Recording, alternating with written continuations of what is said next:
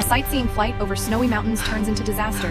Raven, an American woman who loves trekking but never imagined an accelerated survival course, comes to amid shrieking wind, blinding snow, and a fuselage crumpled like tin. The cold pricks her skin like needles. Panic presses in, but instinct answers. Stop, think, observe, plan. Before fear, survive. Raven crawls out of the shattered cabin and drags herself into the lee behind a wing fragment.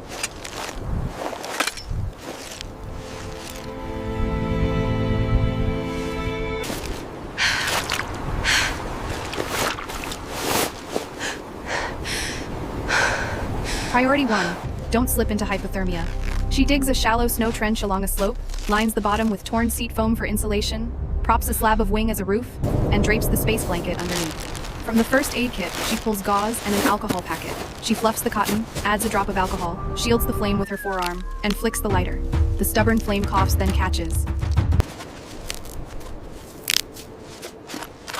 She feeds it with dead twigs from dwarf pines at the ridge's edge, spiking it with sap scraped from bark. Sharp, resinous smoke stings her eyes, but her heart thaws.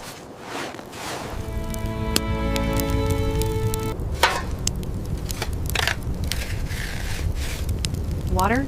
She doesn't eat snow directly, it drains heat. Instead, Raven bends a strip of fuselage into a cup, puts a little water in first, then adds handfuls of snow, keeping the heat gentle over the fire. The aluminum blackens, but warm water slides down like a luxury. Night, the wind howls. Curled in the trench under her makeshift roof, she hugs her belly and forces sleep. She whispers a mantra to herself.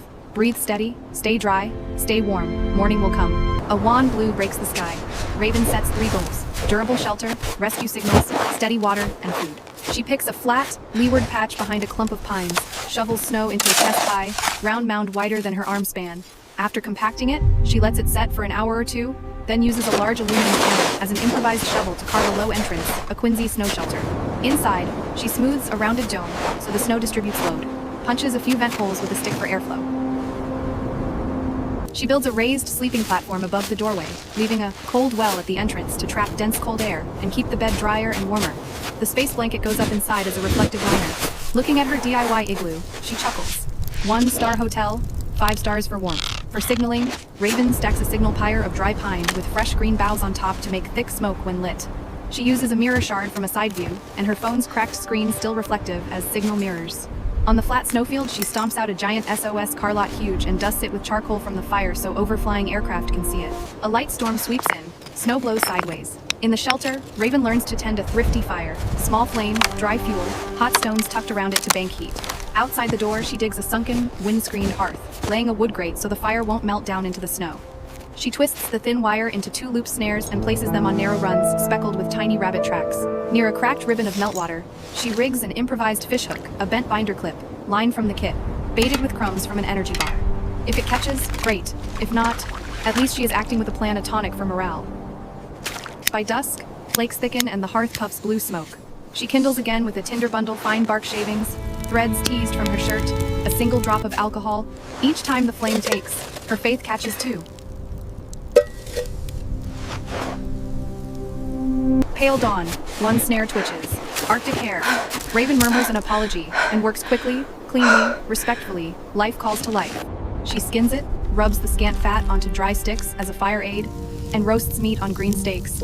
It isn't a feast, but it's a victory for the spirit. At the melt seam, her makeshift hook also nabs a small fish snag where the floe hasn't frozen.